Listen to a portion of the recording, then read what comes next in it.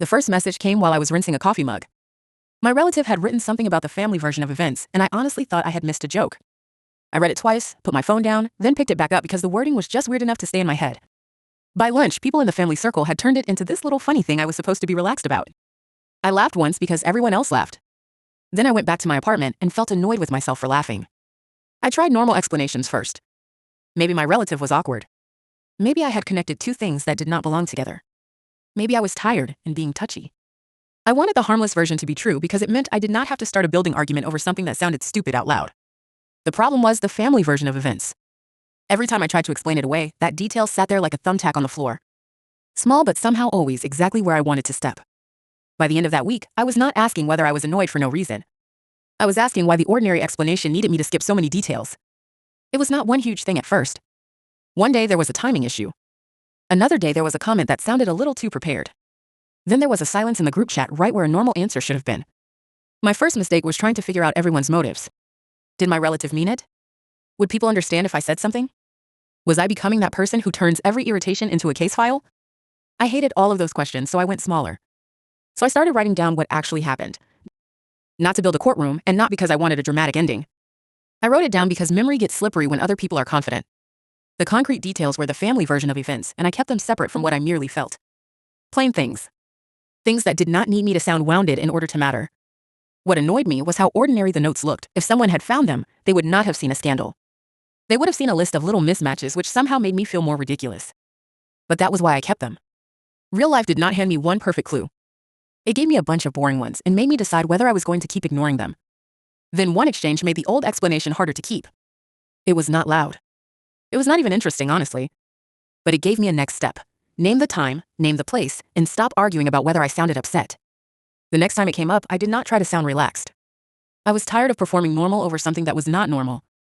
I asked one direct question. The wording changed depending on the conversation, but the point was simple. Explain this without making me ignore what happened before it. People did not like that question. It gave them less room to pat my shoulder and move on. My relative did not explode. That would have been easier. Instead, they acted disappointed. Disappointment is powerful because it invites you to apologize for asking. I almost did. I could feel the old reflex rising in me, the one that wanted to restore the mood even if restoring it meant betraying my own memory. The pressure became being expected to keep peace with a story that was not true. That was the part that wore me down more than any single incident. The situation kept asking me to choose between being easy to be around and saying what had happened. That is when the private conflict became a family rule I had never agreed to. The problem stopped being an awkward situation and became a test of what everyone in the family circle was willing to keep pretending not to know. The actual moment was awkward and badly lit. Someone had brought grocery bags and left them by their chair. A phone kept buzzing on the table. I remember those things better than whatever brave line I thought I might say. I started with the part nobody could argue with. No speech. No dramatic printout. Just the detail, the time, and the message that made the simplest version harder to keep. For a few seconds, nothing happened. That was the worst part. I looked at my relative, then at the table, then at a water ring someone had left on the wood. Nobody wanted to be first to say anything. Then people started checking the order of things instead of checking my face. Not completely. Real life is stingy like that. But enough changed that the old explanation had to drag too much behind it. I left the family room knowing the next few days would be messier than the conversation itself. I had imagined feeling final about it. Mostly I felt hungry and shaky and irritated that I had forgotten my keys on the table. The next week was weird. Some people acted like they had always known something was off. A few avoided me in the lobby. One person called it a misunderstanding, which made me want to put my head through the mailboxes. I changed in small, practical ways after that. I ask better questions now. I keep track of repeated weirdness without apologizing for noticing it. I do not mistake a calm voice for an honest one anymore. I did feel relieved. I also felt embarrassed, tired, and weirdly disappointed. Getting my version back did not make me feel powerful. It mostly made me realize how long I had been trying to be pleasant about something that was costing me sleep. Still, I'm glad I did not keep shrinking the truth until it fit inside other people's patience. That is what I had been doing. I had been making it smaller so nobody had to rearrange themselves around it.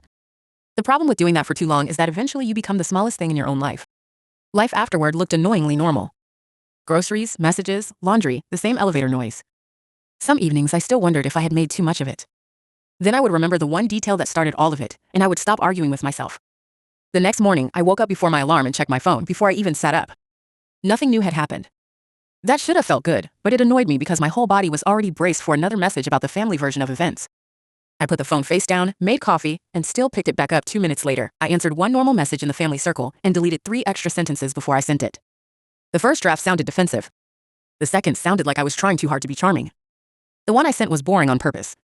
It had the time, the detail, and one question. I hated how much effort it took to sound simple. My relative replied with a little joke first. That was the move that kept working on everyone else.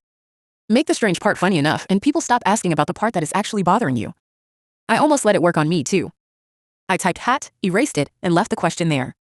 One person messaged me privately after that and said they had noticed the same weirdness. They did not want to say it in the main chat. I understood, but I was irritated anyway. Private agreement is comforting for about 5 minutes. Then you realize you are still the only one willing to be awkward where everyone can see it. I started keeping the notes in the least dramatic place possible, the back of an old notebook I used for grocery lists. Milk, trash bags, laundry detergent, then 3 lines about the family version of events. It looked ridiculous on the page. That helped weirdly. Ridiculous things can still be real. There was one afternoon when I almost apologized just to make the day easier. I had the message open. I even wrote, maybe I misunderstood. Then I looked at the earlier messages again and felt my face get hot because I had not misunderstood. I was just tired. After that, I stopped explaining the whole situation to new people. I learned to give them one scene at a time. Here's what was said. Here's what happened next. Here's the part I cannot explain away. People reacted better to that because they did not have to decide whether I was right about everything. They only had to look at one thing. In the family room, I could tell who had already chosen the easiest side. They did not say much. They looked at their phones. They made the same small face people make when they want a conversation to end without having to take a position. I used to read that face as a warning to stop. This time, I kept going. I was not calm the whole time. My voice caught once. I lost my place once. I said the wrong date and corrected myself. That correction mattered to me because it was the kind of tiny mistake people sometimes use to dismiss the entire point. So I fixed it out loud and kept talking. My relative tried to pull the conversation toward my reaction again. They asked why I was making this so intense. They asked why I could not just let it go. I said I would love to let it go, but I needed a normal answer first. Nobody seemed to enjoy that sentence. What bothered me later was not just what happened. It was how many people waited to see whether I could carry the whole thing by myself. Once the answer became obvious, a few of them found their voices. Before that, they let me be the uncomfortable one. I went home after one of those conversations and burned a frozen pizza because I kept checking my phone. That is the kind of detail that stays with me? Not some grand moment. Just me standing in the kitchen with a blackened edge of cheese, furious at myself for letting the family circle follow me home. A few days later, I ran into my relative in passing and they acted almost normal. That was harder than open hostility.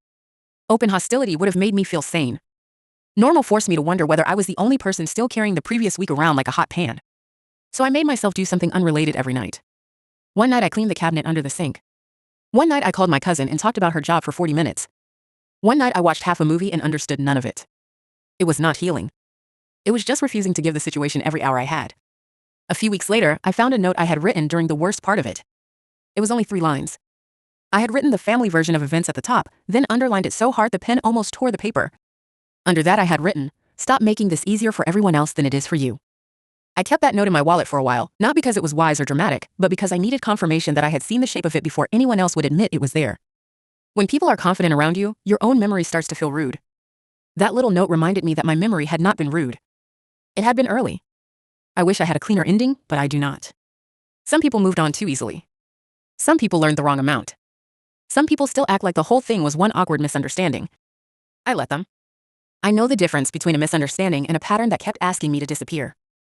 For more Reddit-style drama stories, subscribe to Voice It. If you want another one now, choose a story on screen.